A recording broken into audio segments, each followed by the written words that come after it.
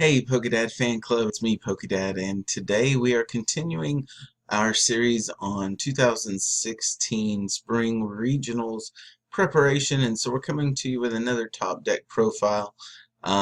Here is another deck that became popular near at the end of Winter Regionals. Remember, we only had one Regionals that was actually used Breakpoint, and so this was one that we saw a lot of the Speed Darkrai variants. This is a variant that I believe came in top 8 at one of the regionals. I don't remember whose deck it was, and I did make a few little changes to it, tweaks of my own. But for the most part, this is one of the decks that was doing pretty well. And so I want to take a look at it. It is mostly centered around Darkrai, but you'll notice we actually play more Yveltals than we do Darkrai's in the deck. And the reason is we kind of give it, if we're going against a fighting deck, we want to move more toward Yveltal, and if we're going against a lightning deck, we want to kind of stick to Darkrai. And so by having kind of a 50-50 split, not quite a 50-50 split here, but having a good variety of both Darkrai and Yveltals, we're able to mitigate some of the weakness. And I think that's one of the inherent advantages that Dark has always had, is that they both have some that are weak with Yveltal to lightning, and then some that are weak to fighting. And that would be Darkrai and Malamar and some of those Zoroark, some of those other ones. So this deck does not play the Archeops or the Gallade. This one focuses on lasers. And this one I actually like better than the Archeops or Gallade versions, even though those tend to do better against evolution decks and maybe against lightning decks, because we have a fighting type in there. But I feel like the lasers are just so much better to have in the deck anyway. So let's take a look at our attackers. Many of these you may already be familiar with, but we'll go ahead and talk about them. Now there's actually two different types of Darkrai in here. There's the old school Darkrai that has the Dark Cloak ability, and we only play one of them in here, but we want to try to get this guy out if we can. We have a way. We also play Keldeo, so we can get into free retreat through Keldeo and a Float Stone.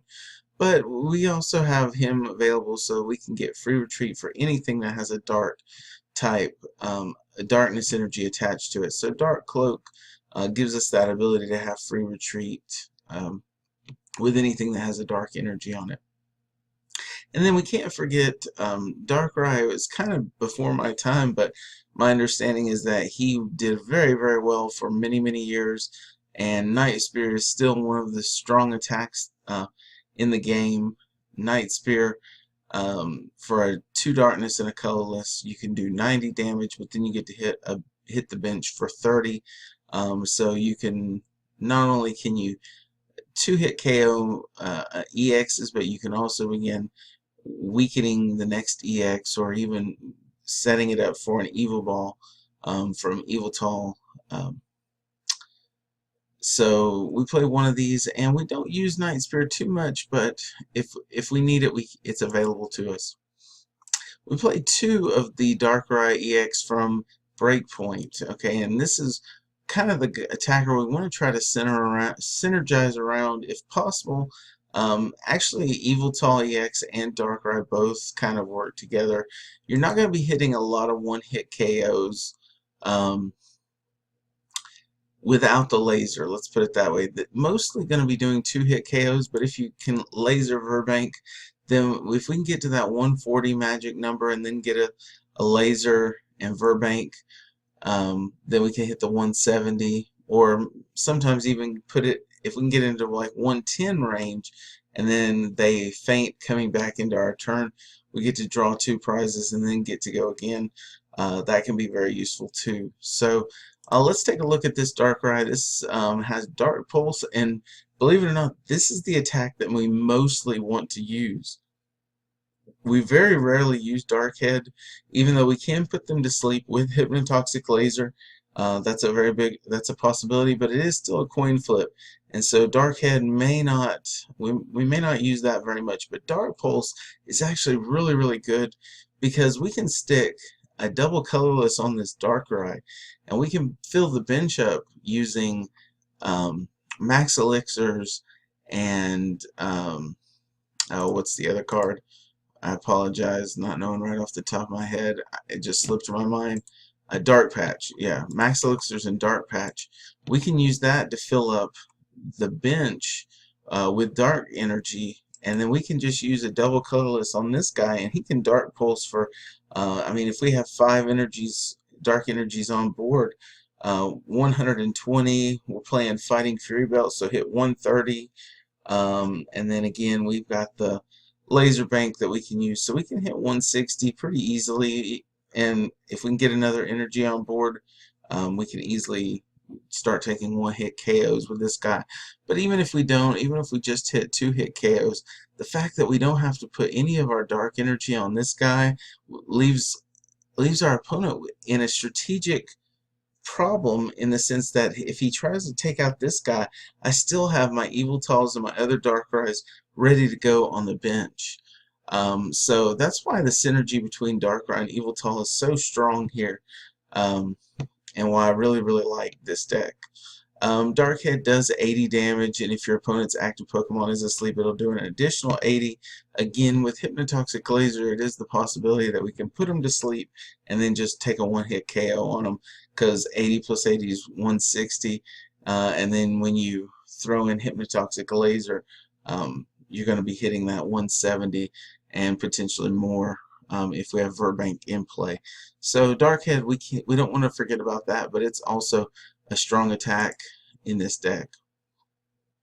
Alright, so that's our Darkrai's. Now let's look at our Yveltals. So we're looking at one of the oldest but the best cards, Yveltal. Baby Yveltal, as it's been known. Oblivion Wing does 30 damage, but then we can attach a Darkness Energy from our discard pile to one of our benched Pokemon. And so Oblivion Wing allows us to get energy out of the discard pile. Now, we're mostly going to be using Dark Patches and Max Elixirs to get energy on the bench anyway, so we really don't have to have a big line of this. The one area where we might want to see this, though, is if we're under item lock. Yveltal can take a couple hits, get a couple extra energies in play for us, and then we can start hitting a little bit harder with some of our other EXs like Darkrai or Yveltal EX. And then also, let's not forget about Yveltal's second attack, Darkness Blade. It's 2 dark energies and a colorless, does 100 damage, but Darkness Blade again hits with a Fighting Fury Belt, hits 110, and then if we throw in Poison, we're hitting 140. If we have Verbank, Laser Bank, and then 170 coming back into our turn. So that's still a very, very strong attack and very viable that we can use. One attacker that's gaining a lot more notoriety lately, though, is Fright Night Yveltal, is what we call it, because it is not an EX. It's just like the baby Yveltal, has 130 HP, dark type. But it has the ability Fright Night, so as long as this Pokemon is your active Pokemon, each Pokemon tool card in play has no effect. Now this is really good because Fighting Fury Belts don't have any effect. Muscle Bands no longer have any effect. Another key one, though, is Float Stones. Float Stones no longer have any effect. So what's one thing you can do is, if they're playing with, say, Keldeo, maybe it's a Toadtina deck, you can Lysander up the Keldeo, Hypnotoxic Laser, assuming you're not under item lock, and put them to sleep. But even if you don't put them to sleep, if they have the Float Stone on, they can't retreat it unless they use an energy like a double colorless to get the Keldeo out of the active. So Fright Night can allow those Pokemon that have Float Stones on them, you Lysander them up and they cannot retreat. And if they have like a heavy retreat cost, like maybe a Bronzong or something like that, you can then use the attack that he has, Pitch Black Spear, which takes a dark energy and a double colorless, does 60 damage, but then it hits an EX to the bench. And so if they're playing shamans, you can two attacks from Pitch Black Spear knocks out a shaman. And if you've Lysandered up something that has maybe a lower HP, maybe like a Bronzong, two Pitch Black Spears are going to knock the Bronzong and a shaman. Now you're taking 3 prizes in 1 turn. So this Yveltal is a very strategic card, one that we need to keep account of when we're playing. But also he can also be used to begin softening up other EXs that are on the bench that you might be playing against. So very good card there. We just play one of those because again Darkrai is kind of the main focus of this deck. But not to be outdone, we have Yveltal EX, 170 HP. Evil Ball does 20 damage, and then you take the energy on both Yveltal and on your opponent, multiply them by 20, and then add an additional 20. So if there's 2 energies on this Yveltal, and say you're playing against Toad and he has a double colorless, then it would be 20, 40, 60, 80 just for the energies, and then another 20 for Yveltal. So you'd be hitting for 100 damage to that Toad, and with he's only quaking punching for 30, 100 is a lot better. We'll be 2-hit KOing those Toads pretty easily. Also remember that Y Cyclone is just as powerful too. When we have a Fighting Fury belt, Y Cyclone can actually do 100 damage, and since having dark energy on the board is so important for Darkrai's attack, sometimes we can Y Cyclone that dark energy back to a Darkrai or to another Yveltal. And then if we need it later, we can, if we have another dark energy in hand, then that just saves us an energy. It also keeps us from having to worry about the revenge KO from an opposing Yveltal EX, because with lasers, and basically if both Yveltals have a dark energy and a double colorless and a laser bank, you can knock out an opposing Yveltal if he doesn't have, say for instance, a hard charm or a Fighting Fury belt. So one thing to to remember about is that Y Cyclone can be very, very useful also. And don't forget about that attack. I know a lot of rookie players that use Yveltal EX forget about Y Cyclone because they think of the big, big, big evil ball I can hit for a massive amount of damage. But remember, Y Cyclone can be used in strategic situations too. Alright, so let's talk about our supporters. We don't play, there's only 10 Pokemon in this deck, so if you notice, one of our support Pokemon is Keldeo. Technically he could attack because we could easily get a double colorless and a dark energy on him, and Secret Sword for 50, so if we were playing something that was weak to water, we could hit for 100 if we wanted to. But there's not a lot of fire decks out there, so we don't really have to worry about that too much. But it is potentially, Keldeo could be an attacker if we wanted him to be. But mainly Keldeo is going to either have a float stone or a dark energy on it so that we can rush in and retreat. If we have Darkrai's Dark Cloak ability going, then we don't even need the float stone. We can just use a dark energy and rush in and retreat that way. And basically gives everything free retreat at that point. We also play 2 Shaman EX for the setup ability. Shaman is pretty much becoming a standard staple in most decks, save for maybe Greninja and a couple others. But that's really all he's in here for, just to make sure we don't get stuck. So we play a lot of draw support in this deck, but Shaman EX can kind of help us out if we get stuck in a dead hand or something. Alright, let's look at our trainers. We got 39 of them. We do play a lot of 4-ofs in this deck though, so we'll kind of go quickly through this. Battle Compressor, really we can get supporters for VS Seekers, but the big issue is we want to actually compress dark energy into the discard pile because we play for dark patches, and dark patches allows us to attach a dark energy to one of our dark benched Pokemon right from the discard pile. So we're playing the max amount of those. We're playing 4, so we can get. The reason why this is Speed Darkrai or Speed Darkrai Yveltal, however you want to put it, is because Dark Patch allows us to get energy into play very, very quickly, and so um, that's why the battle compressors are so important.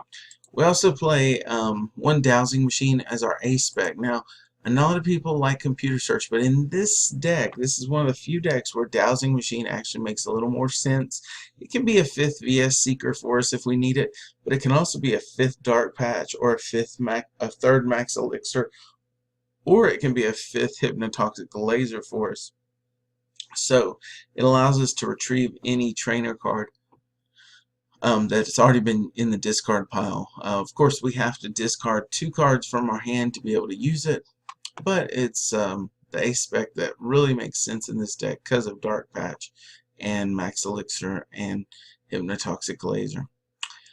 We also play one energy switch. This is kind of one of those cards where it's just a one of, but when you hit it at the right time, it can really make a difference. For instance, you know, if you have Yveltal EX in the active position, and let's say you have something else on the bench, and you max Elixir, draw into an energy, then you can energy switch it to the Yveltal EX on turn 1, and potentially be doing an Evil Ball right off the bat, maybe even taking a knockout on turn 1. So energy switch is just pretty strong in this deck. As I mentioned before, we do play Hypnotoxic Laser, and we play Laser Bank. We play 2 Verbank City, which we'll get to in a minute. Play 4 Hypnotoxic Lasers, and really, we want to use the poison to help supplement our attack. And with Verbank, we can do it. It's basically an extra 30 damage. But also, if you remember correctly, because of Darkrai's attack, Dark Head, we can use Hypnotoxic Laser to potentially put our opponent to sleep and give a massive amount of damage from Dark Head also. So we play 4 Hypnotoxic Lasers in this deck. Play 2 Max Elixirs. This is new from Breakpoint. I wish we had room for more. But look at the top 6 cards of your deck and attach a basic energy card you find there to a basic Pokemon on your bench. So when we still have a lot of energy in the draw in our deck before we start using Battle Compressor, if we draw into a Max Elixir, it can be just really clutch to be able to pull that out and put it on our bench. Sometimes you can get 4 or 5 energies between Dark Patch and Max Elixir, 4 or 5 energies on turn 1 on your Pokemon, and that's why that Dark Pulse from Darkrai makes so much sense, because for a DCE we can get that going potentially on turn 1 and still be hitting pretty hard. So that's an option there too. Play 1 Tool Scrapper. One thing that can kind of hurt us is Garbodor. Sableye Garbodor is still out there, and I don't know that we're gonna see that a whole lot in the spring regionals. I think it pretty much got shut down. But just in case, we're gonna play a Tool Scrapper so that Garbodor doesn't shut everything off, and we can still rush in and retreat into the Pokemon that we need. Play 4 Ultra Balls. It's just kind of a standard in our deck that helps us get Shaman EX, or get, if we need to grab one of the Yveltal, baby Yveltals, like the Fright Night one in a particular matchup, allows us to get the exact Pokemon that we need. So we play 4 of those. Play 4 VS Seekers because we do want to reuse our supporters. We play a lot of one-of supporters in this deck, and so sometimes we have to get rid of those early. But VS Seeker allows us to bring those back later on in the game. As far as our supporter line, we're playing 1 AZ. Can use it to, if something somehow gets poisoned, maybe Keldeo gets Lysandered up and then put to sleep through a Hypnotoxic Laser. AZ can get him out of the active, and then put one of our other Pokemon back into the active, allowing us to continue our attack and not lose a turn of attacking because of sleep or of paralyzation or something like that. So One AZ is just very useful in this deck. One Colress. Love to play more of this, but it's a very bad supporter in the early game. In the late game, very, very strong though. Shuffle your hand into your deck and then draw a number of cards equal to the number of bench Pokemon from both you and your opponent. So we can potentially Colress for 10. If our opponent plays a Skyfield and has 8 bench Pokemon, we can even hit more than that. But we're probably not going to see more than 10 very often. Usually you can get between 7, 8, sometimes 9 or 10, and which is nice. We only play one Lysander. I really don't like playing just one Lysander. I'd prefer to have more than one. But because we're playing a high count of VS Seeker, we can always bring him back later. Because also we're playing the Battle Compressor, we can get him in there early if we need him for some reason, and then VS Seeker him out. So Lysander is still very useful in this deck. Play 2 ends. Each player shuffles his or her hand into his or her deck, and then each player draws a card for each of their remaining prizes. So in the early game, end can help us save resources that we may not have wanted to get rid of. And then at the late game, it can bring our opponent down to just a small number of cards, potentially giving us a chance to mount a comeback. So end's very, very useful. He is going to be coming back into format in Standard when Fates Collide is released, and then Tournament Legal. So end will be seen in Standard once again, and that means probably Birch and Shauna will just see very, very little play, but it'll be only every now and then.